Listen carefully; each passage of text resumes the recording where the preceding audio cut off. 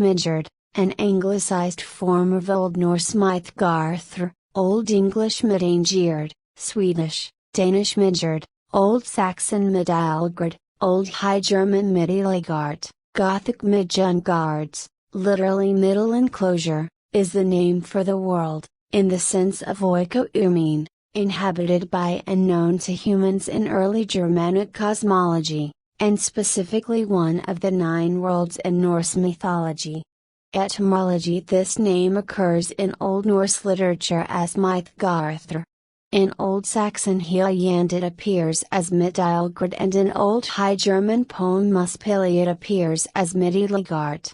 The Gothic form Midjungards is attested in the Gospel of Luke as a translation of the Greek word. The word is present in Old English epic and poetry as Midangird, later transformed to Middelard or Middle-earth, Middle-earth, in Middle English literature.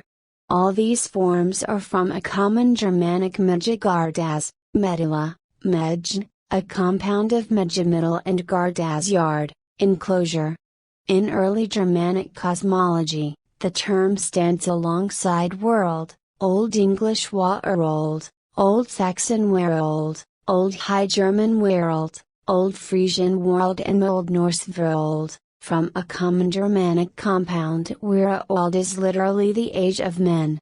Old Norse Midgard is a realm in Norse mythology. It is one of the 9 worlds of Norse mythology, the only one that is completely visible to mankind. The others may intersect with this visible realm but are mostly invisible.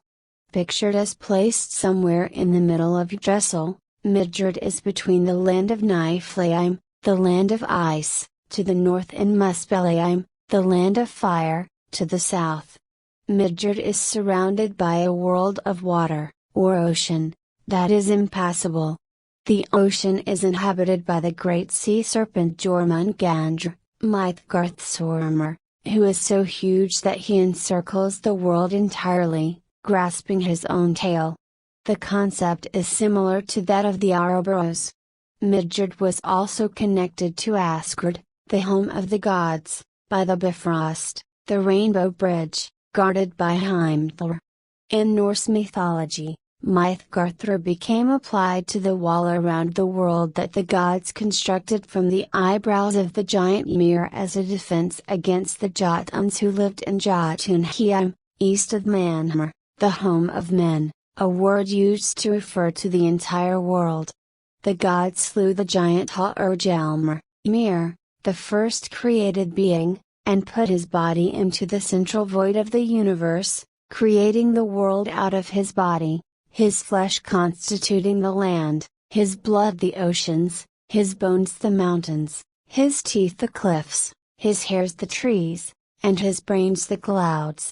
Hörgelmr's skull was held by 4 dwarfs, Nordri, Sudri, Austri, and Vestri, who represent the 4 points on the compass and became the dome of heaven. The sun, moon, and stars were said to be scattered sparks in the skull. According to the Eddas, Midgard will be destroyed at Ragnarok, the battle at the end of the world. Jormungandr will arise from the ocean, poisoning the land and sea with his venom and causing the sea to rear up and lash against the land. The final battle will take place on the plain of Yggdrasil, following which Midgard and almost all life on it will be destroyed, with the earth sinking into the sea, only to rise again, fertile and green when the cycle repeats and the creation begins again. Although most surviving instances of the word refer to spiritual matters, it was also used in more mundane situations, as in the Viking Age runestone poem from the inscription So 56 from Fireby, Iak vid Haystein the Holmstein Brothr, Minnarinesta Mythgarthi, Satestein och Staffamarga efter Freustein, Fatherschen.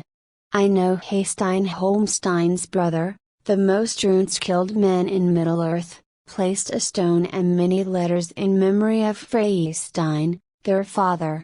The Danish and Swedish form Midgard or Midgard, the Norwegian Midgard or Midgard, as well as the Icelandic form Midgardr, all derive from the Old Norse term.